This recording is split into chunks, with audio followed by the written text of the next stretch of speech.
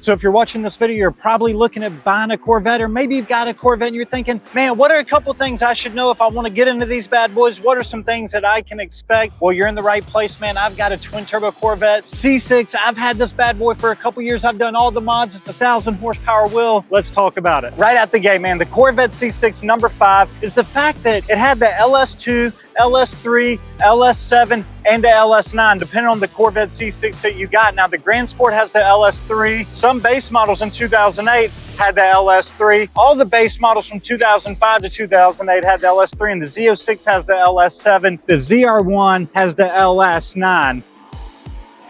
I got you right here, baby. I mean, the Corvette C6, it had a couple different engine platforms. If you're looking at a base model or a Grand Sport, you're looking at the LS2 or LS3. If you're looking at buying the Z06, it's got the LS7. If you're looking at buying the ZR1, that bad boy, it's got the LS9. Now, in terms of reliability, I'd say the LS2, LS3 are probably the most reliable. All you need to really worry about with the LS motors or the harmonic balancer, the LS7 and the Z06, you really got to do the heads. And the LS9, it's the ZR1, solid motors, really good setups, not a whole lot engine-wise to worry about with those bad boys. And then number 4 is the fact that if you buy a Corvette C6, you can get in a convertible, you can get removable tops, and you can get the straight up hard top. If you got the Z06 or Z01, there's no removable tops. But if you get a Grand Sport, you can get the Target tops in this bad boy, and you can also get the convertible as well. So you've got the Target tops, you've got the hard tops, and you've got the convertible. Pick one that's gonna be best for you. It's windy out here today, baby. Number 3 is the fact that, man, if it's up to me, I would go with the manual and get the TR6060. The Corvette C6, it had the T56 and it had the TR6060. Of course, it's got the automatic, but if it's up to me, the TR6060 comes 2008 to 2013. It's just a beefier transmission, a better rear end, just a better setup overall. If you can, save up the couple extra dollars, get the TR6060. And honestly, if you can save up the couple extra bucks, get the LS3 as well. It's gonna be a better bang for the buck engine-wise. Now, the LS2 is super solid, nothing wrong with that. That's what's in this car. But if you can get the LS3, it's going to be a little bit better, but it's going to cost you a few more $1,000s for sure. Which actually, it brings me to my next tip, man. The next thing you need to know is the fact that the price on these bad boys vary quite a bit. You can get a base model convertible for like $20K with the LS2, or you can get a ZR1 in an Arctic White for like $95,000. So that's a big price range. If you're buying a Z06 with the LS7, you're probably going to be paying around $40K. If you're buying a Grand Sport, you're probably going to pay at least $35K. Some guys have told me, man, I can't find any Grand Sports around here less than $40K. So they do vary in price from, I'd say, $30 to $40K, depending on where you live. But overall, the base model is going to be the cheapest.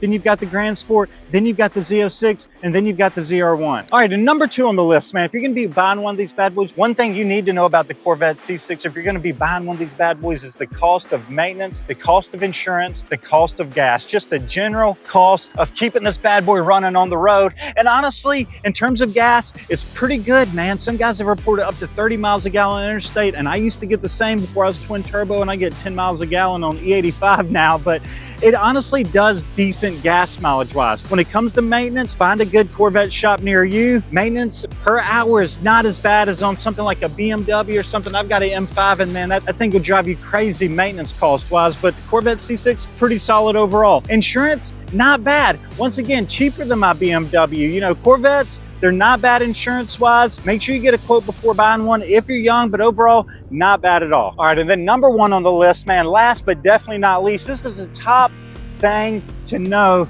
if you're going to be buying a Corvette C6, is that if you're going to be buying one of these bad boys, make sure that it's been taken care of, man. You don't want to buy something that's been beat to death, but also you don't want to buy something that's just sat in the garage its entire life and never been driven. Make sure you get a Carfax, make sure it's been taken care of, check out the body lines, make sure it's never been wrecked, you know, and make sure it's got good maintenance history. And then next to that, if you're going to be buying it and it's got mods, know the shop that done the mods, make sure they got good reviews, make sure they know what they're doing, man. Or if you're going to be buying it stop, make sure they got all the paperwork for all the oil changes and general upkeep, just so you can have peace of mind there. I think the most important thing overall to know if you're going to be buying a Corvette C6 is you need to buy one that someone's taking care of. You don't want to buy someone else's problem, something that someone's beat to death on. You can buy a lot of good Corvette C6s out there that are well taken care of. Wait, be patient, check them out, buy the right one. Don't rush into it, man. Appreciate you guys watching. If you're a fan of Corvettes, fast cars in general, make sure you like and subscribe. We'll see you guys in the next one.